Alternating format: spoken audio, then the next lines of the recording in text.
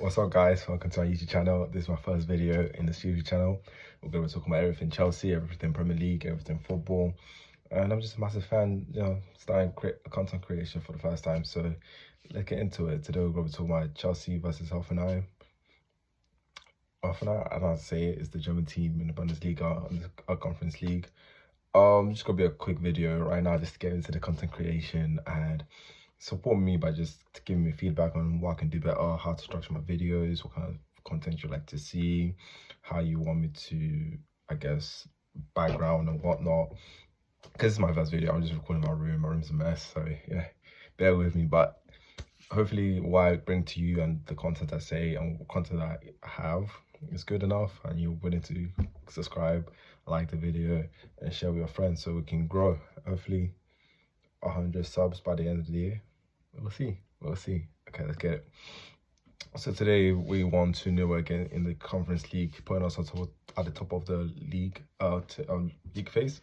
So it's not too bad. It's expected. It's Chelsea. We're in the Conference League. We're meant to be in the Champions League, but we're doing our due diligence and just getting the job done and everything we need to do. So today, first I'm going to talk about Jurgensen. Jurgensen, our goalkeeper. This guy, he's been a little bit consistent. Kept a few clean sheets at the start of the season in all the matches in the Conference League. But today's also kept a clean sheet. Made a great save in the 25th minute. It was 1v1 because it was one of the bad tackles from Badiashile and Decisive, but we'll get into them later. And he kept us in the game with a great save 1v1. He also did that multiple times in the game, later in the game in the second half, especially in the second half. He had like multiple saves in the second half that he basically just saved the goal. Good reflexes, didn't let the balls go near post. Just one-on-one brilliance, and even the distribution was very good. He made some few errors, but that's prone for every goalkeeper to make some errors when passing, especially if there's no options in the midfield for him to pass into or in the attacking phase for him to pass into. But overall, he was, for me personally, man of the match because he kept us in the game multiple times. They could have scored. I mean, they did score multiple times, but we'll get into that as well. And yeah, Jurgensen, man of the match. Sanchez, let's play Sanchez in the Premier League.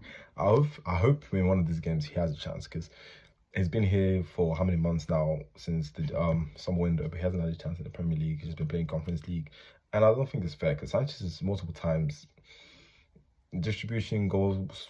It's just not been doing well. So support. Next point I'm going to talk about is the offside trap we've been playing in this game.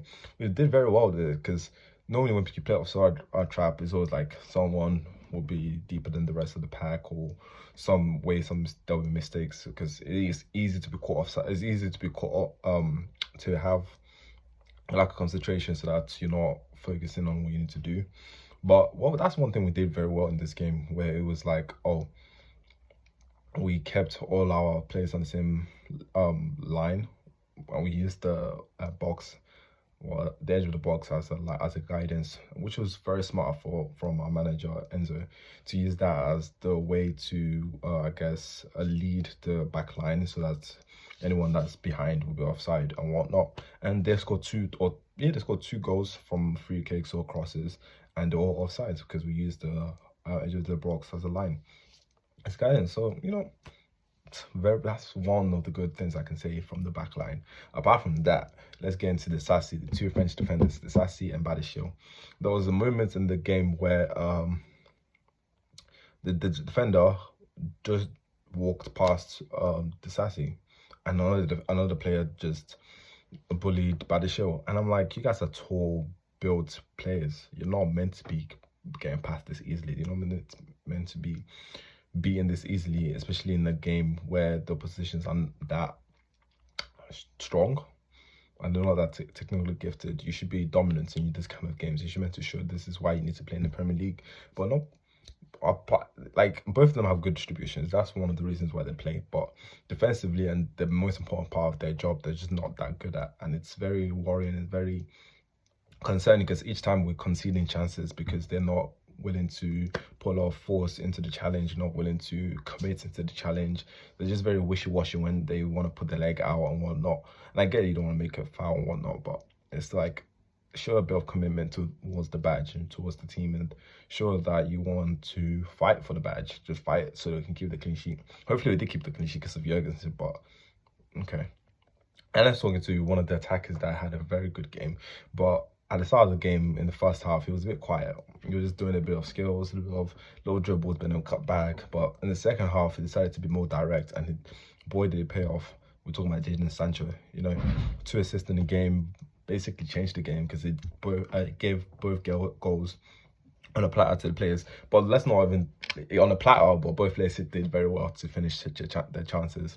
But Jadon Sancho, he was more productive, very, very productive on the right. A little dribble to the byline and then cut it back. He's always cut back into space. That's one thing that I like about Jadon Sancho compared to other wingers like Madueke, who just run down the line and just pass it back. He doesn't look where the space, he doesn't look where our players are. He just pass it to wherever. Or even Modric, who just do first time passes but doesn't look at where he should be targeting the ball into. He just kicks the ball and hopes that it goes somewhere for where one of our attackers might be. But Sancho, for both assists, targeted the space in the middle or space where one of our players were for them to get the ball and either control it and finish it or just finish it first time. So we're going to Nkunku. Nkunku, the whole game, he was very, fluid, passing around, running around, doing his thing, little cute touches there and there, and the goal itself was just fantastic. That's what Nkunku was. That's what Nkunku is. Bundesliga, when he won Bundesliga Player of the Year, that's what he was doing. He's scoring hat-trick against Man City. And it's very sad that the injury has got him to be relegated down to a second-team player, but, he'll hopefully when in the schedule coming up in December, he'll be able to start some of the games if he's not injured because he came off. But his finish, his goal was very good. First touch, control it, just nicely caressed the ball into the net. Didn't have to pull much power, didn't have to blast it. He was very composed, just caressed it into the net. And just that's what we need from our attackers. We need more composure, final third, and that's what Nkunku embodies, just composure. And it's like, you know what, fairs.